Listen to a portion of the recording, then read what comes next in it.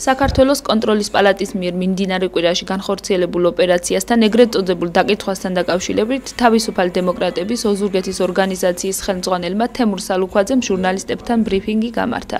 დემოკრატების ლიდერმა დაგმო კონტროლის პალატის მიერ განხორციელებული ოპერაციები და აღნიშნა, რომ მმართველი გუნდის მიერ ჩატარებული ასეთი ქმედებების ამოსანა მოსახლეობაში შიშის დანერგვა იყო და იქვე ხელისუფლებაში მყოფ პირებს გამოფხიზლებისაკენ მოუწოდა. წინააღმდეგი ვართ ხელისუფლების მხრიდან ასეთი ქმედებებისა. მიუხედავად იმისა, რომ ჩვენ პოლიტიკური ოპონენტები ვართ, ჩვენ ყველამ ძალიან კარგად ვიცით, რომ ჩვენ ერთად ყველამ უნდა ვაშენოთ ჩვენი ქვეყანა, უნდა ვიშრომოთ ჩვენი რაიონისთვის.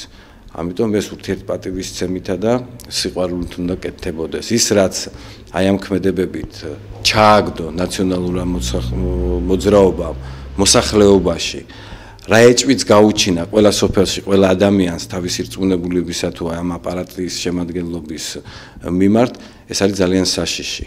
ეს ემსახურება მხოლოდ ადამიანთა დაპირისპირებას. ეს არის ძალიან უზნეო საქციელი. ამიტომ მოუწოდებ კიდევ ერთხელ ყველა რწმუნებულს, ყველა ხელისუფლებაში მყოფ ადამიანს კარგად ჩაფიქრდნენ და კარგად გაიაზრონ თუ რა ხელისუფლებას ემსახურებიან. ეს არის და მიიღონ შესაბამისი გადაწყვეტილება. დემოკრატების ლიდერმა ალასანიას მიერ გაკეთებულ განცხადებაზეც გააკეთა კომენტარი, რომელმაც დიპლომატიური კორპუსი სამეგრელოს მოსალოდნელი საფრთხის შესახებ გააფრთხილა და იქვე აღნიშნა, რომ ამ განცხადების საფუძვლიანობის დამადასტურებელი მასალები მოსახლეობისათვის უახლოეს მომავალში იქნება ცნობილი.